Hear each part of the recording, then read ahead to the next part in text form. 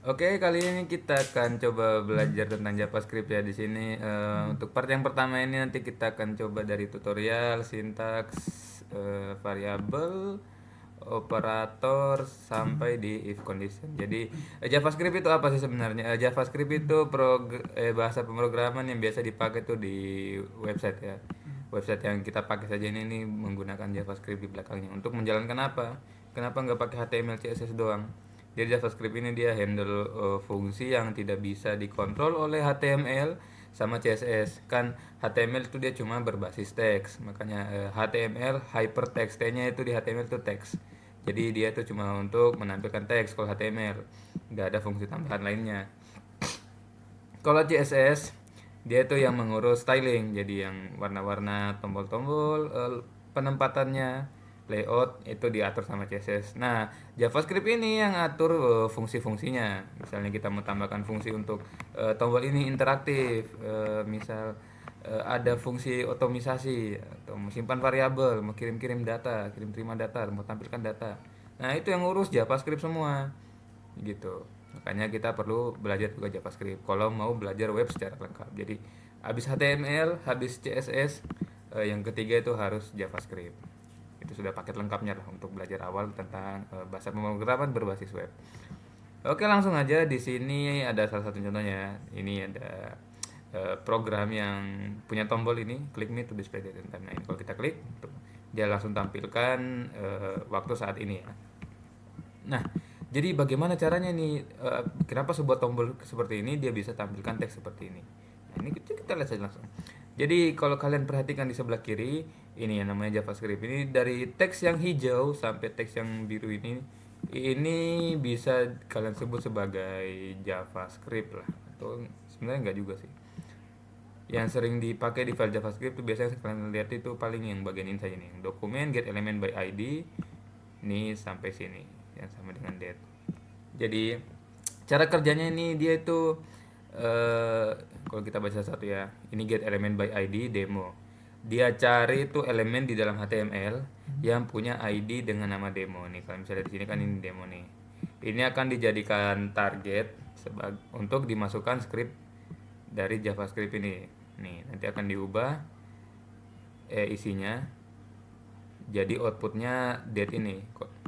Date ini dia akan keluarkan output itu tanggal dan waktu saat ini ya, menggunakan jam global UTC namanya. Terus JavaScript ini akan ditaruh di bagian dalam button seperti ini ya. Jadi button ini berisi query JavaScript yang akan menargetkan ini pdemo ini. Ini kan masih kosong makanya nggak kelihatan apa-apa. Tapi karena di sini sudah ditambahkan untuk dimasukkan date saat tombol ditekan. Nah, jadi kalau kita tekan dia akan keluar seperti ini. Itu kan? Oke. Jadi seperti aja dulu untuk menu. Ini untuk saran-sarannya seperti biasa.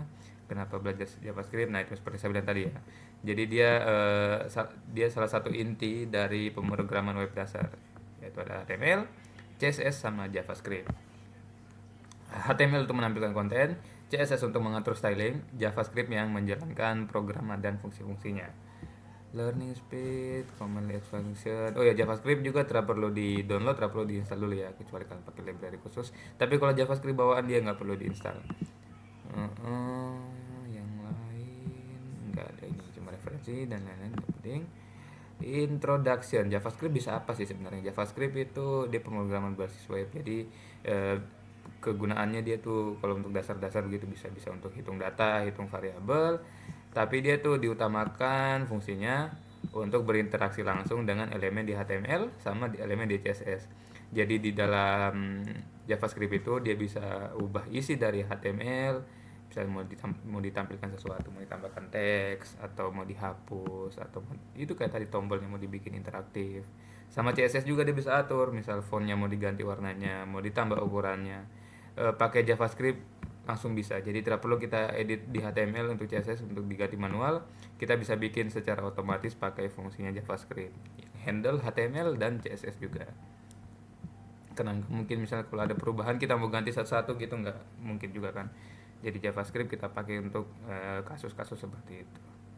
Ini sama kayak tadi, diganti isinya jadi hello JavaScript. Ini kayak ini juga bisa untuk ganti gambar. Ini kalau kalian lihat di sini sama mirip-mirip seperti tadi, dia cari ID terus dia ubah isinya. Pokoknya begitu dia. Ini kalau kalian perhatikan, fungsi dasarnya itu sebenarnya dia cuma cari ID.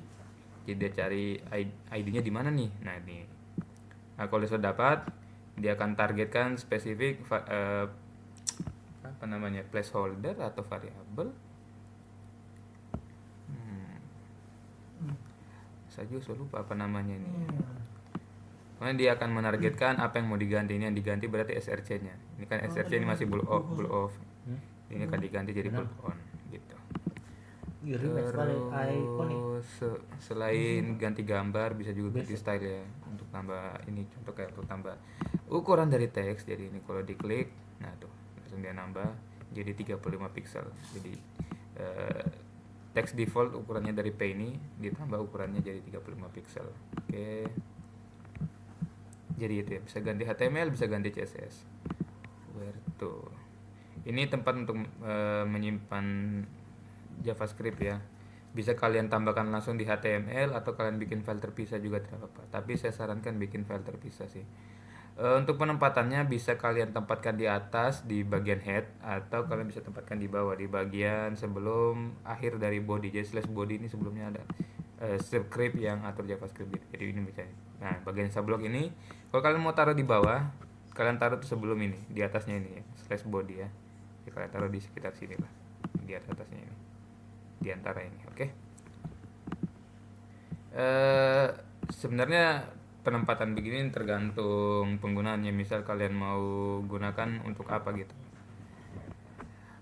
Biasanya kalau dipanggil di atas begini digunakan spesifik itu misal kalau script dari JavaScript ini harus jalan duluan sebelum HTML ditampilkan, karena ya alur bahasa pemrograman kan seperti yang kita tahu ya, dari jalankan dari atas sampai bawah gitu. Nah, itu sebaliknya. Kalau kita taruh di bawah berarti dia load dulu HTML baru dia jalankan JavaScript gitu. Jadi tergantung penggunaan lah.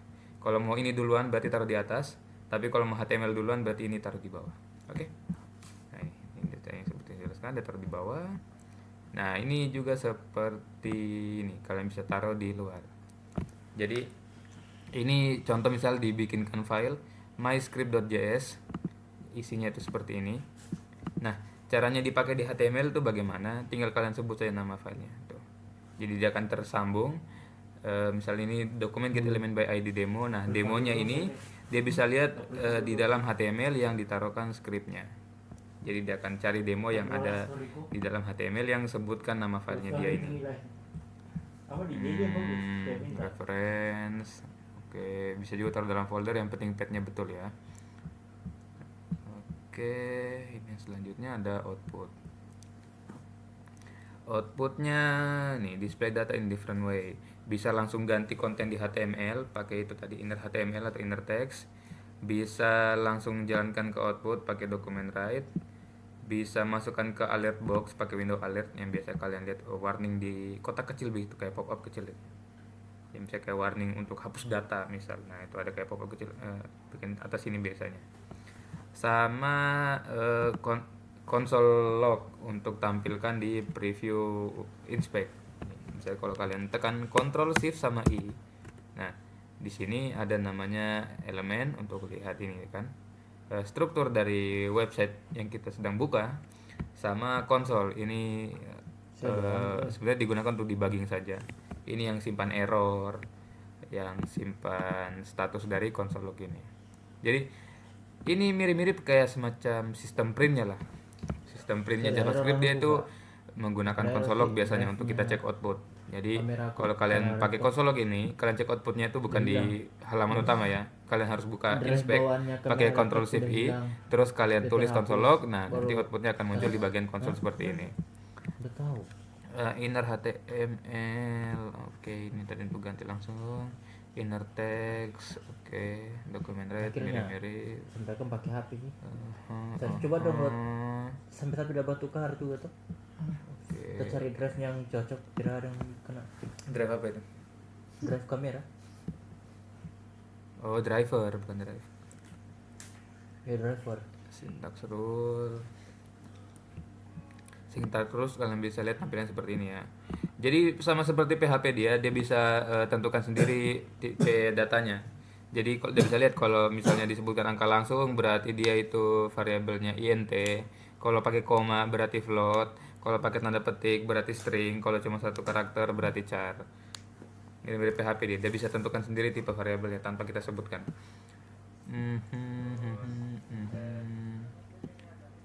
Ini kalian bisa lihat ini angka, ini string, ini keyword. Minum dulu. Identifier. Kalau kalian mau panggil isi variabel dalam HTML langsung bisa, kalian pakai sebut saja dollar seperti ini. Bisa kalian lakukan operasi matematika juga seperti biasa. Bisa kalian tambahkan string juga. Oh ya, JavaScript dia case sensitif, jadi kalian harus perhatikan huruf besar huruf kecil, lebih ketat dia, nggak kayak PHP, jadi hati-hati ya. Jadi bisa kalian lihat ini tuh dua variabel yang berbeda sekalipun sama-sama last name, karena ini n-nya besar, ini tuh dianggap sebagai variabel yang berbeda. Oke, next. Ini untuk pengoperasian, bukan. Oh iya, ini pengoperasian. Bagusnya itu kalau kalian mau masukkan data, kalian buat saja variabel kosong di atas seperti ini ya. Nah, baru kalian masukkan angka di dalamnya. Jadi sama dengan 5, sama dengan 6, kalau mau tambah begitu enggak apa-apa. Tapi bagusnya kalian buat memang variabel kosong di atas. Oke. Statement, dokumen element by ID, ini masih sama. Titik koma. Itu semicolon at the end of each executable statement. Dia mirip PHP juga, jadi harus kalian biasakan juga pakai titik koma untuk akhiri setiap assignment atau function yang kalian sebutkan supaya dia tidak nyambung sama yang selanjutnya biar nggak error gitu. Karena kalau kita terus sebutkan titik koma sekalipun kita sebut beberapa baris begini, dia akan anggap itu sebagai satu baris gitu. Jadi ini pemisah antar baris. Karena dia terkenal ini lain 1 2 3 4 begini dia nggak kenal. Dia carinya itu titik koma sebagai pemisahnya. Nah, jadi karena pemisahnya pakai titik koma, kalian tidak perlu baris-baris pun tidak apa-apa karena dia ini anggap sebagai statement yang berbeda lah begitu. Ini nggak tergabung, terpisah di satu sama lain, dipisahkan sama titik koma itu. White space di sini nggak ngaruh, kalian mau spasi 10 kali pun tidak apa-apa. Jadi dia nggak sensitif dengan spasi kecuali dalam stringnya ya. Code block bisa dipakai ke dalam kurung kurawal untuk buat function seperti ini. Keyword ini keyword yang sering dipakai. Ini var, let, cons ini untuk variabel. Var sama let itu bikin variabel, cons itu bikin variabel juga tapi nilainya tidak dapat diubah, tidak dapat dimasukkan ulang. If switch for function return try. Jadi if switch for while juga bisa, itu kayak looping. Function untuk bikin function pakai kurawal, return di belakangnya function untuk keluarkan sesuatu dari function tersebut, jadi output dia. Try itu untuk jalankan fungsi ya. Untuk cek error biasanya pakai try. Jadi returnnya dia kalau pakai try itu return error biasanya. Comment dia pakai garis 2 ya, sama garis bintang garis, mirip PHP. Udah, kita skip aja kalau komen, kalian sudah tahu juga. Selanjutnya variabel ini juga sudah gampang ya, sudah dijelaskan tadi. Let itu untuk bikin variabel. JavaScript dia bisa tahu sendiri tipe variabelnya.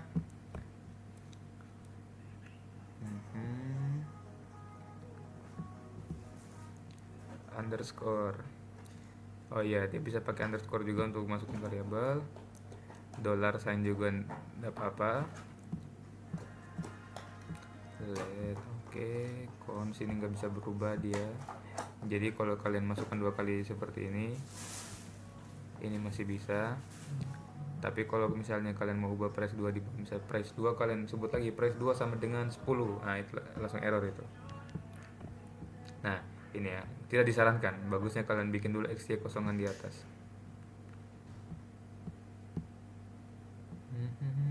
Ini singkatnya lah. Cons dipakai kalau nilai variabel yang kalian itu tidak boleh berubah. Nah, contoh itu misal array atau objek.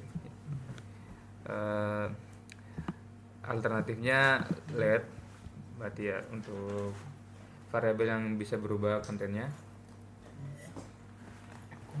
Sama var ini tidak disarankan sebenarnya karena ini itu tipe variabel lama, mending pakai let aja langsung. Conspi, oke. Aritmatika untuk tambah, bisa tambah bagi kali, dia tuh pakai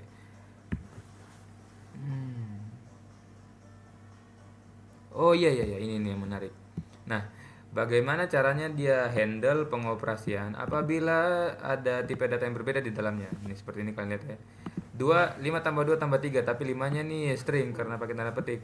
Nah, JavaScript tuh handle kayak begini, dia akan jadikan semua sebagai string. Jadi kapan dia lihat, wih, ada string nih satu. Oh ya udah, berarti yang lain ini jadi string aja semua biar bisa digabung ya kan. Jadi nanti ini outputnya tuh 523. Tuh. Kalian lihat kan 523. Karena kapan dia lihat ada string, langsung lihat oh string semua pale. Dia langsung jadikan semua string. Oke, itu aja paling kalian perlu perhatikan juga. Let ya sama untuk bikin variabel, JavaScript tahu sendiri. Cons kalau tidak berubah datanya ini seperti ini. Kalau kalian masukkan ulang angkanya itu error karena dia ini sifatnya konstan, tidak bisa diganti, tidak bisa diassign ulang seperti ini. Nah, terus dia karena tipenya konstan, aturannya dia tuh harus ada dia punya nilai memang dari awal. Jadi kalian tidak bisa bikin cons kosongan seperti ini. Ini tidak bisa. Ya, itu cons. Declare variable cost kalau kamu tahu variabel atau value yang disimpan oleh cons ini nilainya itu tidak boleh berubah. Bisa dipakai untuk array, objek, function atau regex. Ini constant objek. Untuk bikin array, untuk bikin function kan. Tipe data ini dia bisa cek sendiri true false. Oh iya, true false-nya di JavaScript itu tidak pakai huruf besar di depannya ya. Jadi true false itu kalian sebut pakai full huruf kecil aja. Nih, kalian bisa lihat.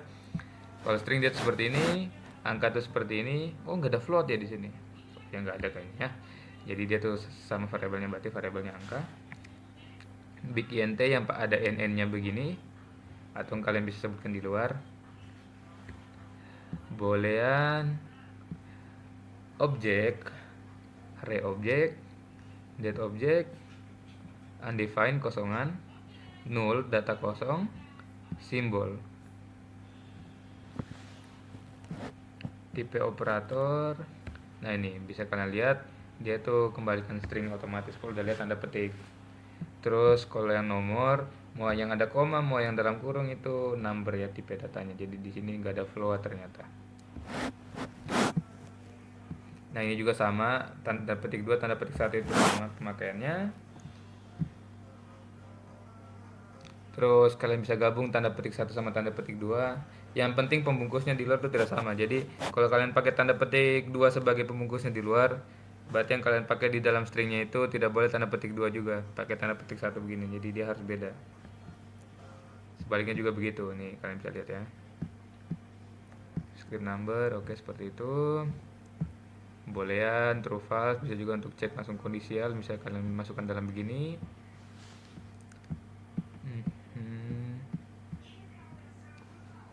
Selanjutnya adalah operator tambah bagi kali. Ini untuk pembagian, comparison, bisa pakai lebih dari, kurang dari, sama dengan, dan atau or. Jadi ini kalian bisa lihat aritmatika itu dia seperti ini.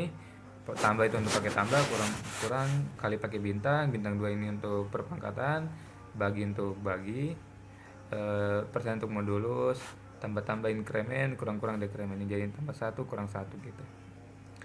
Untuk assignment di sini dia akan masukkan data ya. Jadi kalau sama dengan 1 itu berarti langsung masukkan data, Tapi kalau yang ada dua begini, ini biasanya ini operator pembanding ya. Tapi kalau kayak tipenya di kayak begini, ini tambah sama dengan dia itu nih, misal pemakaiannya dia seperti ini. Nah sama saja itu kita sebutkan seperti ini. Jadi X sama dengan X tambah Y. Tapi kan bisa pendekan kayak begini. Tapi kalau saya biasanya pakai kayak begini sih biar lebih gampang gitu. Karena kalau yang tidak terbiasa dengan yang disingkat seperti ini, kadang bisa keliru dalam pemakaiannya. Jadi kalau memang kalian biasanya pakai operasi matematika sederhana, mending kalian pakai beginian aja. Jadi yang di kiri ini sama dengan yang di kanan, yang di tengah ini. Hasilnya juga akan sama. Nah ini assignment operator. Kalian bisa lihat sini.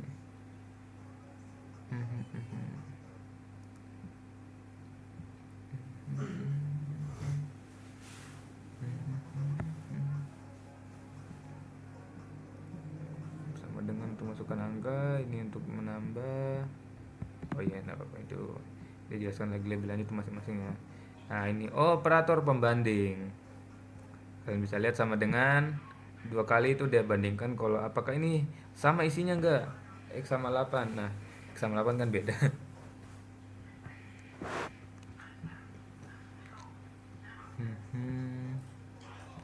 Nah berarti ini X isinya 5 ya, karena Anda bandingkan dengan 8 false. Tapi kapan Anda bandingkan dengan 5 true, berarti X ini sama-sama 5 dia. Jadi di sini kiri 5, di kanan 5. Berarti ini X isinya 5. Nah, apa? Sifatnya JavaScript yang ratain string kayak tadi, yang dia bandingkan. Misalnya kalau kita tambahkan tadi itu sama string, dia jadikan string semua. Langsung. Dia juga berlaku untuk di operasi perbandingan seperti ini ya. Jadi misalnya dia bandingkan, nah ini kan kita sudah tahu X isinya 5 tuh. Kapan dibandingkan dengan tipenya yang ada tanda petik, tetap akan keluar true. Karena dia akan ubah dulu 5 yang di dalam X itu menjadi string juga, baru dia akan bandingkan. Karena nilainya sama, makanya keluarnya true. Nah, kalian bisa lihat kalau sama dengan 3 ini tuh dia bandingkan nilai sekaligus dengan tipe datanya. Jadi kalau kalian lihat di sini tuh true karena di sini kan X dan simpan tuh masih sama-sama angka. Tapi kalau di sini tuh false karena ini simpan angka kan aslinya itu bukan dalam bentuk string ya. Makanya tuh false. Nah, kenapa di sini true, di sini false? Karena ini tuh tipe datanya masih string, yang ini tipe datanya tuh nomor. Ini tidak sama dengan, ini tidak sama dengan, atau tidak sama dengan tipenya. Ini kalian bisa lihat masih sama, masih true. Karena kenapa? Sekalipun nilainya beda, ini X itu isinya 5 tapi ini kan 8. Tapi karena tipe datanya masih sama-sama nomor, jadi dia masih keluarkan true. Ini lebih dari, kurang dari, lebih sama dengan, kurang sama dengan. Oke. Ini pengkondisional. If dia itu kalau syarat yang di dalam kurungnya betul, kurang awal di dalamnya akan dijalankan. Baru itu dia temannya itu adalah if else. Jadi if dulu dia cek apakah ini kondisinya benar. Kalau kondisinya benar, dia akan jalankan yang di atas. Kalau kondisinya if di atas ini masih salah, dia akan jalankan buat yang di bawahnya else. Dia akan cek lagi. Kalau ini salah, berarti dia jalankan yang di bawah. Jadi kayak switch dia. Ternary ini operator pembanding ya. Kalian bisa lihat. Jadi dia itu tanpa kurung kurawal dia. Ini tuh kalau kalian biasa pakai ternary enak sekali kalau mau bikin persyaratan ya. Jadi ini tuh cara lihatnya. Berarti ini dia akan cek age apakah di bawah 18. Kalau true berarti minor, kalau false berarti adult. Jadi ini cara pakainya tuh tanda tanya sebagai inisiator. Jadi kalau ada tanda tanya begini berarti dia akan cek, yang di kiri nih keluarnya true atau false. Kapan keluarnya true berarti outputnya itu yang di kiri. Kalau false outputnya yang di kanan. Jadi ini titik dua tuh pemisah antara output true dan output false. Jadi nah ini cara lihatnya seperti itu. Jadi tanda tanya dia akan cek di kiri, terus dia akan lempar true false itu ke sini. Minor itu dia jadi true, atau jadi false. Jadi kalau misalnya di sini H itu 16. Nah, berarti H 16 itu adalah minor gitu. Karena true. Switch case ya, sama seperti yang di PHP. Jadi kalau dalam kurung ini tuh outputnya adalah X, maka akan dijalankan yang X. Kalau outputnya Y, dia akan jalankan yang Y. Kalau salah semua, dia akan jalankan default. Boolean ini ya true false ya, seperti biasa. Jadi dia bisa dipakai untuk seperti ini, bisa pakai sama dengan, not equal, greater than, less than. Jadi kita bisa lihat seperti ini. Pengkondisional bisa pakai if untuk pakai true or false. Ini yang terakhir adalah logical operator, bisa kepakai dan 2 untuk n, garis 2 untuk or, Ini HP garis ini 2 untuk lagi not. kok. Yang lain saya Jadi bisa kalau kalian mau bandingkan data, kan tadi itu misalnya kalau duluan lihat toh, apakah X sama dengan 5, kan sama dengannya itu 2 kali, ini seperti ini. Nah ini kan untuk true false. Tapi kalau kalian mau bikin 2 persyaratan, berarti kalian bisa kan seperti ini. Nah ini tuh dia harus keluar true dua-duanya ya, baru keluar true. Karena X, apakah X di bawah 10? Kalau di bawah 10, apakah Y di atas 1 gitu. Ini true karena X kan di bawah 10 tuh, X 6 dan Y juga lebih dari 1. Makanya keluarnya true. Karena dia cek dua-duanya itu benar, makanya keluarnya benar. Nah, kalau pakai OR, ini kan dia cek itu datanya harus sama dua-duanya. Kalau OR dia kan salah satu benar pun keluarnya true, tapi ini karena dua-duanya salah, jadi keluarnya salah. Not X sama dengan Y, ini keluarnya true. Karena kenapa? Karena nilainya beda. Oke.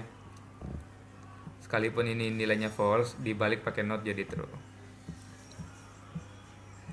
Oke, ini yang lain untuk jelaskan secara lebih lanjut saja ya.